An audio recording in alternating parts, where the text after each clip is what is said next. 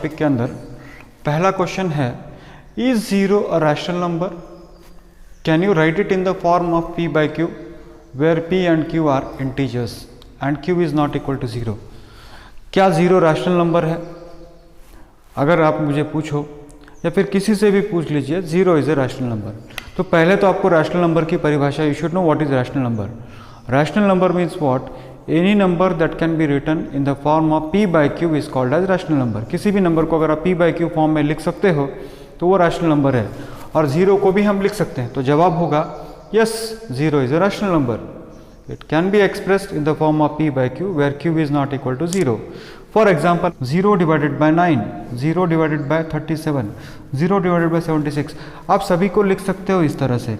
हाँ, मगर उल्टा नहीं लिख सकते, याद रखिए आप. 7 डिवाइडेड बाय 0 नहीं लिख सकते, 9 डिवाइडेड बाय 0 आप नहीं लिख सकते, but 0 can be divided by any finite number, and so we can say that 0 is a rational number. 0 is a rational number because it can be expressed in the form of p by q. Now write 6 rational numbers between 3 and 4. See here, 3 and 4 के बीच में 6 rational number लिखना है, तो 6 rational number लिख. There are infinite rational number. वैसे देखा जाए तो infinite rational number है, फिर भी अगर उसको finite लिखना है, only 6 लिखना है, तो इसको कैसे लिखा जा सकता है? देखिए आप, I can write this 3, I'll write here 4, I'll write here 3 and I'll write here 4. And what I am going to do is just check it out. देखिए मैं क्या लिखना चाहता हूँ. देखिए 3 लिखा है, तो 3 को मैं ऐसे लिख सकता हूँ 4 डिवाइडेड बाय 8, और 4 को मैं लिख सकता हूँ 32 divided by 8. Sir why did you take this? Because 24 होगा, 8 3 जा 24 होगा, 8 4 जा 32 होगा. अब that is in the form of p by q, ये p by q फॉर्म में है, और अगर ये p by q फॉर्म में है तो ये रैशनल फॉर्म में कर दिया. 3 को मैंने लिखा 24 बाय 8 और 4 को मैंने लिखा 32 bye 8.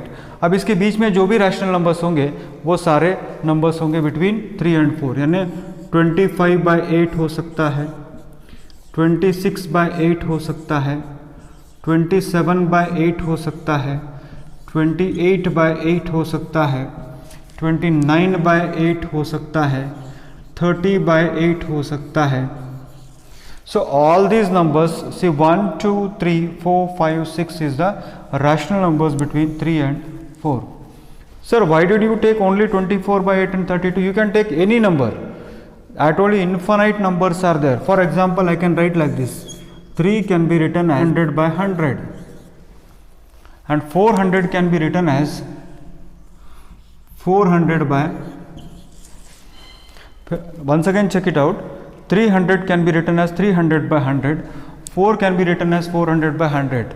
Now if you keep on writing, you see there are 100 rational numbers between 3 and 4. If you want, you can write 3000 by 1000, 4000 by 1000. So now you will get 100 finite numbers. So keep on writing 301 by 100, 302 by 100, 303 by 100, so on so forth. So I hope you are smart enough to write it. आप खुद लिख सकते हो. Sir, there is no finite answer for it. You can have as many answers as you want. Find 5 rational numbers between 3 by 5 and 4 by 5. So see here, I'll write here 3 by 5, I'll write here, and here I'll write 4 by 5. Okay, here I'll write 4 by 5. Now I want how many rational numbers? I want 5 rational numbers.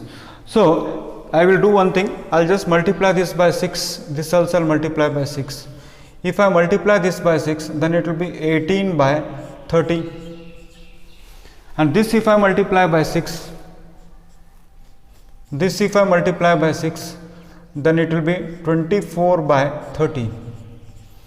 Now you see, what I have done is 3 by 5 I have multiplied and divided by 6. Here also I am multiplying and dividing by 6.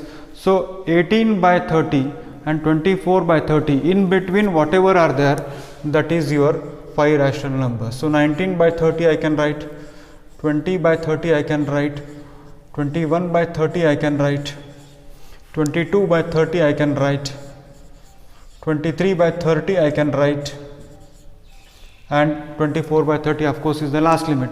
So how many rational numbers are there? 1, 2, 3, 4, 5. So these are the 5 rational numbers between 3 by 5 and 4 by 5.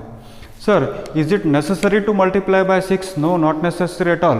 You can multiply by 10 also, you can multiply it by 15 also.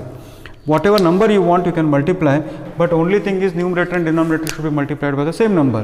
For example, if you decide to multiply by 10, then what is going to happen? Nothing happen, don't worry. So इसको भी 10 से into कर लीजिए, इसको भी 10 से into कर लीजिए, तो ये हो जाएगा 30/50, और इसको भी 10 से इंटू कर दीजिए, और इसको भी 10 से इंटू कर दीजिए, ये हो जाएगा 40/50। तो अब ये 30/50 और 40/50 के बीच में जो भी नंबर होंगे सारे रैशनल नंबर्स होंगे। सो आप you can write yourself 31/50, 32/50, 33/50, 34/50, 35/50। Sir, इसका मतलब हम किसी से भी मल्टीप्लाई कर सकते हैं? Yes, the only condition is numerator में भी उसी से गुणाकार करना पड़ेगा और डिनोमिनेटर में भी उसी से गुणाकार आपको करना पड़ेगा। तो नेक्स्ट क्वेश्चन आपके फर्स्ट एक्सरसाइज में है, state whether the following statements are true और false, give reason for the answer. पहला सेंटेंस है, every natural number is whole number. सारे नेचुरल नंबर्स होल नंबर होते हैं क्या? होते हैं बच्चों, क्योंकि नेचुरल नंबर शुरू होता है 1 2 3 4 5 6, होल नंबर शुरू होता है 0 1 2 3 4 5 6, यानी सारे नेचुरल नंबर्स होल नंबर के अंदर आ गए। तो yes, true, collection of whole number includes all natural numbers. तो यहाँ पर मैंने उदाहरण के लिए आपको दिया है कि होल नंबर्स है 0 1 2 3 4 5 6 7 8 डैश डैश डैश, और यहाँ से 1 2 3 4 से शुरू हो जाता है नेचुरल नंबर्स। इसीलिए यस, सारे नेचुरल नंबर्स होल नंबर है। सारे होल नंबर नेचुरल नंबर नहीं होगा, क्योंकि whole number starts with 0। Next है, every integer is whole number. सारे इंटीजर होल नंबर हो सकते हैं क्या? बच्चों, नेगेटिव इंटीजर कैसे होल नंबर होगा? Whole number starts with 0 1 2 3 4 5 6 7 8। अगर इस क्वेश्चन को ऐसे पूछा होता कि all positive integers are whole numbers, तो हो सकता था, मगर 0 पॉजिटिव भी नहीं और नेगेटिव भी नहीं है। तो यहाँ पर मैंने लिखा है no, for example all negative integers are not whole numbers. तो ये इंटीजर के अंदर ये सब आ जाते हैं और होल नंबर्स के अंदर ये आ जाता है। और याद रखना, 0 is neither positive nor negative. Every rational number is whole number. सारे रैशनल नंबर होल नंबर हो जाएंगे क्या? अगर सारे रैशनल नंबर होल नंबर हो जाएंगे तो फिर रैशनल नंबर और कोई होल नंबर कह सकते हैं हम? नहीं होगा। तो देखिए, false, because 1/2 is not a whole number. 2/1 अगर आप लिखोगे, सपोज आप 2/1 लिखते हो, तो वो होल नंबर हो सकता है, बिकॉज 2 1 जा 2 और ये होगा। मगर 1/2 जो है वो फ्रैक्शन में आ जाता है, वो नहीं हो सकता है whole number. So that's all.